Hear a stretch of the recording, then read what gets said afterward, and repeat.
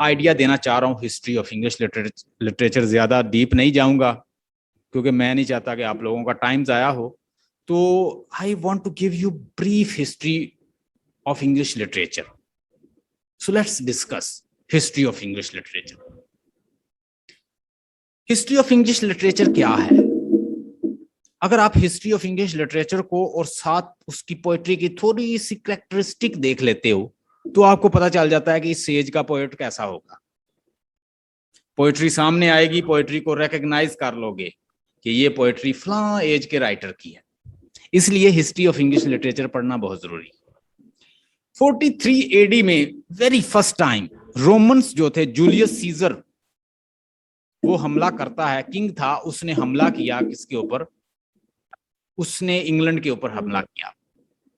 उसने he invaded England and he captured England. और इसने एक दफा नहीं किया, उसने काफी दफा हमले किए इंग्लैंड के ऊपर। उस वक्त इंग्लैंड के ऊपर जो लोग रह रहे थे और बड़े सादा से जेंटलमैन शरीफ लोग थे, जैसे लड़ने वाले नहीं थे, जस्ट खेती करने वाले, काम करने वाले लोग थे। उनका नाम था कैल्टिक और गैलिक। क्या नाम था उनका? कैल्टिक और गैलिक। इसी इंग्लैंड में रहते थे। ये दो ट्राइब थे और बड़े सादा से थे, बेचारे मासूम थे। रोमन्स आए और रोमन ने उन्हें मार मार के भगा दिया और वो कहीं साखलों पे चले गए बेचारे। और रोमन ने कैप्चर कर लिया इंग्लैंड को। रोमन रूल करते रहे तो रोमन के ऊपर, उनकी अपनी स्टेट के ऊपर बहुत ज्यादा हमले शुरू हो गए। जब रोमन के ऊपर और ट्राइब्स जो थे हमले कर रहे थे तो रोमन सल्तनत वीक हो रही थी। रोमन को अपने आप को इंटीग्रेट करना मुश्किल हो गया रोमन एम्पायर को। रोमन एम्पायर ने कहा कैल्टिक गैलिक को कि भाई हम तो जा रहे हैं अपना इंग्लैंड, जो नेटिव थे उनको कहा अपना इंग्लैंड संभालो। इतने हमले हुए कि इंटीग्रेट करना मुश्किल हो गया रोमन एम्पायर के लिए। रोमन छोड़ के दौड़ गए। जब रोमन छोड़कर दौड़े और कुछ जा रहे थे तो कैल्टिक और गैलिक ने कहा कि अब रोमन तो चूंकि वीक हो रहे हैं और जा भी रहे हैं और आहिस्ता आहिस्ता निकल रहे हैं, जैसे अमेरिका जो है वो अफगानिस्तान से निकल रहा है, तो कैल्टिक और गैलिक गलती कर बैठे। उन्होंने एंग्लो सैक्सन्स और जूट्स जो ट्राइब्स थे, जो साहलों पे कहीं बैठे हुए थे, उन्हें जमीन की जरूरत थी खेती बाड़ी करने के लिए, गल्ला उगाने के लिए, उनको बुला बैठे। और वो खुद रॉबर थे, लुटेरे थे, और उनको बुलाया हेल्प के लिए। लेकिन उन्होंने कैल्टिक और गैलिक और प्लस रोमन दोनों को रिप्लेस करके खुद काबिज हो गए।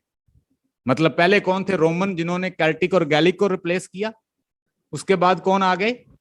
Anglo Saxon and jute. जब एंग्लो सैक्सन आए तो इंग्लैंड जो आज का नाम पड़ा है वो एंग्लो सैक्सन के नाम से पड़ा था।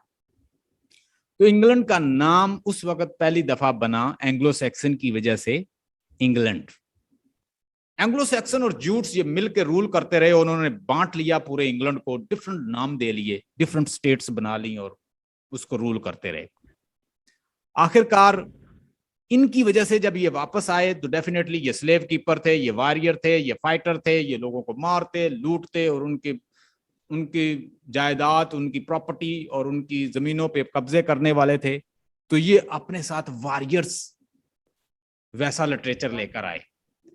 450 से 1050 तक जो लिटरेचर प्रोड्यूस हुआ उसे कहा जाता है, वो एंग्लो सैक्सन का ही था। उसे कहा जाता है ओल्ड इंग्लिश लिटरेचर। क्या कहा जाता है?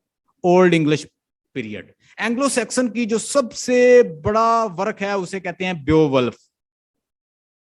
क्या कहते हैं? बेओवल्फ। बेओवल्फ जो है वो एक ओरल फॉर्म, एक ट्रेडिशनल पोएम थी, और ओरल फॉर्म में लोग बैठे और एक दूसरे को स्टोरियां सुनाते जाते, इस तरह की ये स्टोरी थी। तो इसमें भी एक फाइटर है, बेओवल्फ है, और वो एक ड्रैगन से लड़ता है, मॉन्स्टर से लड़ता है और उससे जीत लेता है। और अल्टीमेटली वो किंग को उसकी सल्तनत दिलवा देता है। फिर वो वापस चला जाता है, फिर वो लड़ता है ड्रैगन से और इस तरह काफी लोगों से, फिर उसकी डेथ हो जाती है बेओवल्फ की।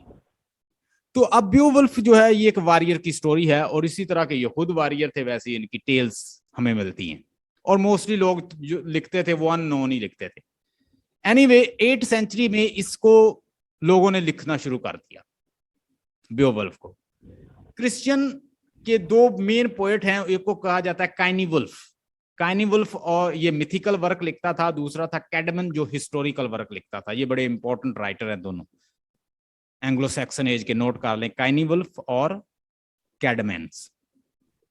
मिडिवल एज स्टार्ट होती है 1340 थे और 1400 से। इस एज का सबसे बड़ा राइटर जेफरी चौसर है, आपने पढ़ा होगा, जिसने जेफरी चौसर को पढ़ा है उसे पता होगा।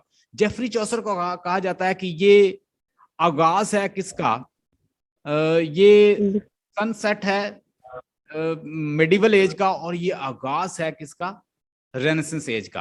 क्योंकि उस वक्त इटली में रेनेसेंस एज आ चुकी थी, इसलिए इसको कहा जाता है कि ये डॉन है रेनेसेंस एज का और सनसेट है मिडिवल एज का, क्योंकि इसने एक आजाद तरीके से लिखना शुरू कर दिया था, क्रिटिसाइज किया चर्च को क्रिटिसाइज नहीं करता था।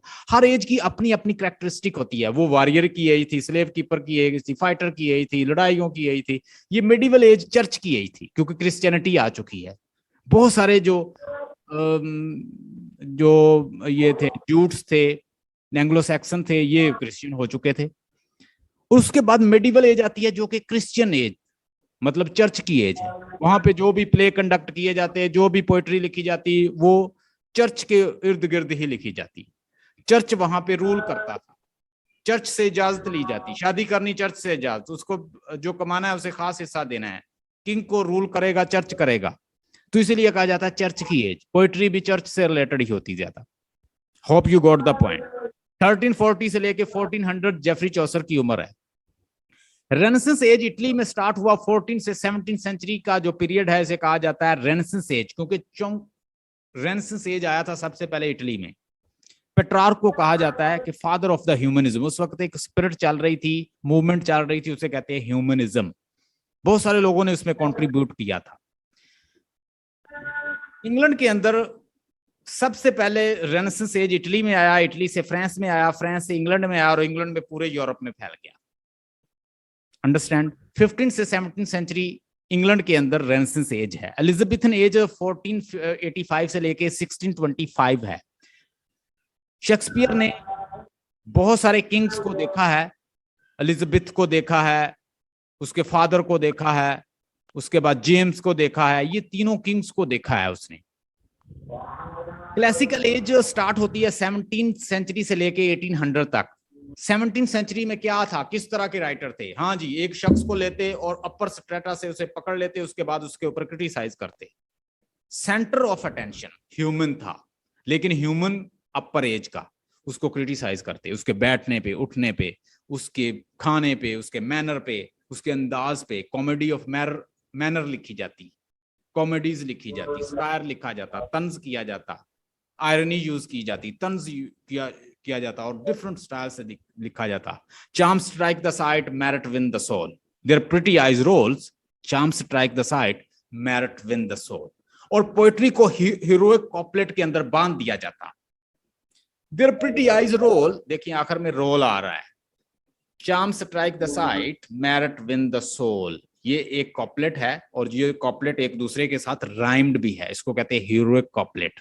वो क्या कहते हैं, दो दो लाइन के कॉपलेट बनाते, लेकिन कपल का मतलब होता है दो, तो कॉपलेट दो लाइंस, दो लाइन के जब वो कॉपलेट बनाते तो उस कॉपलेट में क्या करते, दोनों को राइम्ड भी बनाते। तो इसलिए इस एज को क्या कहा जाता है, उस एज को कहा जाता है रूल और रेगुलेशन की एज। रेगुलेशन को फॉलो करें जी। रोमन ग्रीक्स के जो अगस्टन एज के, ये अगस्टन एज जो है ये रोमन एज में आती है।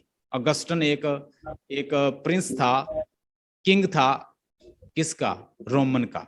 तो उस एज में बहुत ज्यादा वर्क हुआ था। ये रोमन का ये एक बादशाह था, उसने बहुत ज्यादा राइटर को उस वक्त सपोर्ट किया था, लॉन्जाइनस को, उसके बाद दीगर और भी राइटर्स थे। उन राइटर्स को इतना सपोर्ट किया था उसने कि लोग बहुत ज्यादा लिटरेचर में आगे चले गए थे, अदब में, आर्ट में, फिलॉसफी में। तो इस वजह से उस एज को ये कॉपी करने की कोशिश करते हैं, इसलिए इस एज को कहा जाता है न्यू क्लासिकल एज। रूल को फॉलो करते, रेगुलेशन को फॉलो करते, साइंस के साथ मिलाने की कोशिश करते, पोएट्री को साइंटिफिक ऑब्जेक्टिव बनाते, जबकि पोएट्री तो टोटली सब्जेक्टिव होती है। आप ऐसी दुनिया दिखाते हो जो दुनिया मौजूद नहीं है। आप पोएट्री में कैसी दुनिया दिखाते हो कि ऐसी दुनिया तो नहीं होती। हरकुलीज, अखलीज, हेक्टर्स, हेलन, क्या इस तरह के लोग मौजूद थे? ये तो पोएट की फैंटेसी वर्ल्ड पोएट्स ने बनाई थी। Was that the face that launched thousands of ship and burned the topless tower of Ilium? Sweet Helen, make me immortal with a single kiss. Who said? Dr. Faustus. किसका symbol use की, किसका reference use किया? Helen का। तो ये सारी किसने? Poets ने बनाए हैं। पोएट्स जो है वो क्रिएटर होता है, मेकर होता है, प्रॉफिट कहा जाता है उसे, मेकर कहा जाता है, वो चीजें बना लेता है, दुनिया अपनी बना लेता है। Poetry is not what is and what was. Poetry also tells you what should be, what ought to be. Poetry भाई ये नहीं बताती कि कैसी चीज होनी चाहिए, कैसी थी, बल्कि ये भी बताती है कैसी थी और कैसी है, बल्कि कैसी होनी चाहिए, यानी एक आइडियल रियलिटी भी बना लेती है। ये तो पोएट ही बनाता है ना ऐसी दुनिया। क्लासिकल एज में रूल को फॉलो किया जाता, सीधी बात, आपने परेशान नहीं होना कि रूल रेगुलेशन उन्होंने सेट किए हुए थे, वो उसको बड़ा स्ट्रांगली स्ट्रिक्टली फॉलो करते थे। जो उन रूल्स को नहीं फॉलो करता था वो पोएट नहीं मानते थे। जॉनसन, ड्राइडन और अलेक्जेंडर पोप टॉप के पोएट थे उस वक्त के, और वो उसको पोएट ही नहीं समझते थे जो इन रूल्स रेगुलेशन को फॉलो नहीं करता। इवन के मेटाफिजिकल पोएट्स को जॉनसन ने, सैमुअल जॉनसन ने, उसने उसको डिस्कार्ड कर दिया, कहता ये पागल पोएट्स हैं, ये तो पोएट्स ही नहीं, ऐसे उठपटांग बातें करते रहते हैं। लेकिन टी.एस. इलियट ने एडमायर किया कि जॉन डन से बड़ा कोई पोएट नहीं है। क्लासिकल एज में रूल्स रेगुलेशन को, अब आ गई हमारी एज, जिस एज में आप मौजूद हैं, जिसको हम पढ़ रहे हैं, उसको कहते हैं रोमांटिक एज। रोमांटिक एज 1800 से 1835 को स्टार्ट होती है, और स्पेशली जब वर्ड्सवर्थ और सैमुअल टेलर कॉलरिज दोनों मिलकर लिरिकल बैलेड लिखते हैं। इस एज में इन्होंने क्लासिकल एज के खिलाफ एक बैनर उठाया बगावत का। उन्होंने कहा भाई हम इसको नहीं मानते, we are against their classical fake pseudo classical age. Fake classical age को नहीं मानते, रूल्स को फॉलो करते हैं, रेगुलेशन को फॉलो करते हैं, साइंटिफिक बनाने की कोशिश करते हैं, ऑब्जेक्टिविटी की बात करते हैं, जबकि पोएट्री तो ऑब्जेक्टिव होती नहीं है। Poetry is not for objectivity, poetry is totally about the experience of the poet, imagination of the poet, faculties of the poets. Imaginative faculties से पोएट्री होती है भाई, ये साइंटिफिक नहीं होती, ऑब्जेक्टिव नहीं होती, ये सब्जेक्टिव होती है। जैसा उसका एक्सपीरियंस है वैसा लिखता जाता है। वर्ड्सवर्थ जिधर जिधर जाता है वैसी पोएट्री करता जाता है। वो ये नहीं बताता कि भाई मैं अब 2+2 और नीचे 4 लिखूंगा। वो कभी इधर को चला जाता है, कभी उधर को चला जाता है, और जैसी जैसी जगह उसके सामने आती है वो लिखता जाता है और फ्रीली एक्सप्रेस करता है। और वो पोएट्री की डेफिनेशन भी यही देता है, poetry is spontaneous, poetry spontaneous overflow of powerful feeling, expression, freely expression है पोएट्री किसका? पावरफुल फीलिंग का। और ऐसे जॉन कीट्स ने भी कहा कि पोएट्री, अगर आप पोएट्री करना चाहते हैं तो पोएट्री ऐसे करें जैसे किसी दरख्त के ऊपर लीव्स ग्रो होते हैं। अगर ऐसी पोएट्री नहीं कर सकते तो ना करो। मतलब वो किसको? इमेजिनेशन को, हार्ट को वैल्यू देते थे। बात को गौर से समझिए, वो दिल को वैल्यू देते थे, वो इमोशन को वैल्यू देते थे, वो पैशन को वैल्यू देते थे, वो हार्ट को वैल्यू देते थे, वो इमेजिनेशन को वैल्यू देते थे, वो विजन को वैल्यू देते थे, वो इमेजेस को वैल्यू देते थे, और साथ एक और स्पिरिट को मानते थे और उसको अडोर करते थे, मेडिवल एज की। कौन सी स्पिरिट को? मेडिवल एज की, जो सुपर नेचुरल चीजों का बिलीव था उसको भी उसके अंदर वो डाल देते थे, मेडिवल स्पिरिट उसके अंदर डालते थे। तो रोमांटिक एज 1800 से 1837 तक है, विक्टोरियन एज 1837 से 1900 तक है, और उसके बाद आती है मॉडर्न एज और पोस्ट मॉडर्न एज और पोस्ट मॉडर्न एज। अगर आप कभी पीपीएससी इंग्लिश करोगे तो मैं आपको ये सारी एजेस, फिर लिटरेचर भी साथ पढ़ाऊंगा। तो ये तो हमने एक ब्रीफ देख लिया कि क्लासिकल और रोमांटिक एज में फर्क क्या है। इससे आपको पोएट्री का पता चल जाएगा कि ये पोएट जो है वो रोमांटिक है। यहां तक कोई क्वेश्चन हो किसी बच्चे का, किसी स्टूडेंट का? जो मैंने चीजें समझाई हैं, यहां तक किसी को कोई चीज समझ नहीं आई तो वो मुझसे पूछ सकता है।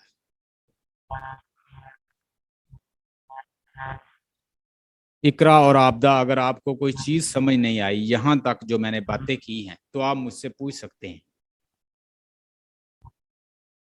अगर आपको समझ आई है तो थोड़ा सा क्लासिकल एज और सर रोमांटिक जो एज। आपने ये हाँ जी। बताया, क्या? क्योंकि थर्ड नंबर पे जो अगस्त्यन एज के नीचे थे ना, उसकी थोड़ी समझ नहीं आई, वो थोड़ा क्लियर कर दें, थर्ड पॉइंट थर्ड एज में। ये पीछे कौन सा बताइए? Yes sir. सर ये जो आपने थर्ड पे ये जो ना, कौन सा? डे कन्वर्टेड इनटू क्रिस्टियनिटी, ये वाला थोड़ा पॉइंट इसकी समझ नहीं आई। किसका बोले, उसका नाम बोले। Medieval age. Sir English period जो है। Elizabethan age. अच्छा अच्छा, एलिजाबेथन एज। रैडिकल रोमन, हाँ जी ये वाला नहीं सर, ये आगे ऊपर मैं वाला आपको है, बताता हूँ, देखें। इंग्लैंड, एंग्लो सैक्सन से नीचे अगर नीचे। इंग्लैंड को अगर आप देखें तो इंग्लैंड के ऊपर खास, यानी जो किंग जो हैं वो रूल करते रहे हैं, वो एज अक्सर उनकी एज से जानी जाती है। एलिजाबेथ एक क्वीन थी और उसके फादर का नाम था, मैं थोड़ा सा हिस्ट्री और उसमें पॉलिटिकल बैकग्राउंड में ले जाता हूँ आपको समझ आ जाए। इंग्लैंड का एक बादशाह था, उसका नाम था हेनरी एट। क्या नाम था? हाँ जी। Henry eight. ठीक है। ये मैंने सारे सारे हेनरी पढ़ाए हुए हैं। हेनरी 1 2 3 4 5 सारे। आप अगर जाएं, मेरे चैनल पे जाएं, वहां पे लिखें हेनरी 4 हेनरी 5, वो सारे आपको, आप उनकी हिस्ट्री भी पढ़ सकते हैं अगर आपको शौक है तो। मैंने शेक्सपियर के सारे प्ले पढ़ाए। अच्छा जी, एलिजाबेथन एज जानी जाती है मलका एलिजाबेथ के नाम से। हेनरी एट एक बादशाह था और उसकी उसके उसके यहाँ बेटा नहीं था। उसने पहली शादी की, उस बीवी को कत्ल कर दिया और चर्च से इजाजत लेता था कि मुझे इजाजत दो, मैं शादी करना चाहता हूं। तो वो चर्च कहता था, क्योंकि चर्च उस वक्त भी डिसाइड कर रहा था, तो चर्च ने कहा कि हम आपको इजाजत नहीं देते, आप तो बड़े जालिम हो। तो उसने कहा जी आपका चर्च अलहदा, हमारा चर्च अलहदा। ये रोमन कैथोलिक चर्च पहले एक ही होता था, इन्होंने उससे अपना राब्ता काट के एक और चर्च बना लिया, एंग्लिकन चर्च, इंग्लैंड के अंदर। ठीक है, एक अलहदा से चर्च बना लिया।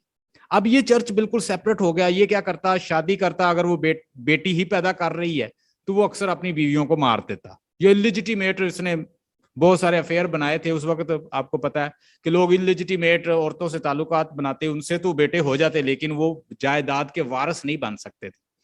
गवर्नमेंट का रूल था। तो इसे एक बेटा चाहिए था, और क्रिश्चियनिटी में दूसरी शादी भी नहीं आप कर सकते थे।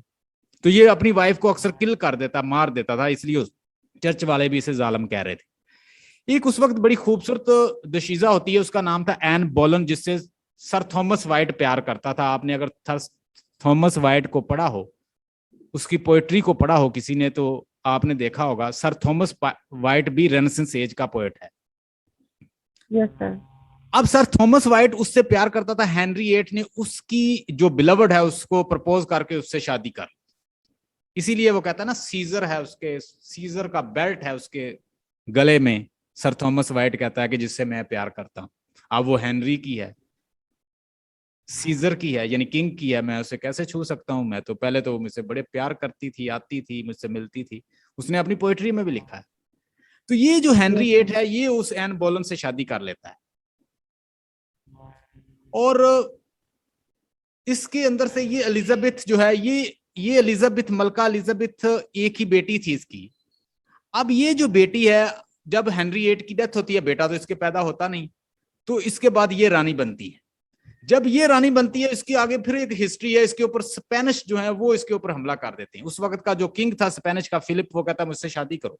ये कहती है कि मैं विर्जन रहूंगी, मैं बगैर शादी के ही इस इंग्लैंड को रूल करूंगी। अगर मैं तुमसे शादी करूंगी इंग्लैंड, तो तुम दहेज दहेज में ले जाओगे मुझसे, तो मैं तुमसे शादी नहीं करूंगी। वो इसके ऊपर हमला कर देता है। ये वो जंग जीत जाती है, ये खुद जाती है। वो कहती है बहुत बड़ा स्पेनिश आर्मीडा वो लेकर आता है फिलिप के, मैं हमला करके इसको उठा के ले आऊंगा। ये कहती है भाइयों मेरे हाथ छोटे हैं लेकिन मैं इंग्लैंड की रानी हूं और मैं लड़ूंगी आपको लोगों के शाना बिशाना। खुद घोड़े पे बैठ जाती है, एक बहुत बड़ा तूफान आता है, वो स्पेनिश आर्मीडा डूब जाता है। वो कहते हैं कि ये तो एक डिवाइन लेडी है। सारे लोग जो इसे क्रिटिसाइज कर रहे थे उन्होंने इसे एक्सेप्ट करना शुरू कर दिया, और इसके दौर में बहुत ज्यादा इंग्लैंड ने तरक्की की और बहुत सारे इलाकों पे कब्जे किए। तो इस तरह ये एज जो है एलिजाबेथ एज के नाम से जानी जाती है, और उस वक्त इंग्लैंड के अंदर रेनेसेंस भी चल रहा था, इसीलिए एलिजाबेथन एज को रेनेसेंस एज के अंदर ही आ रहा है। I hope you got the point. Yes, sir. Yes, sir.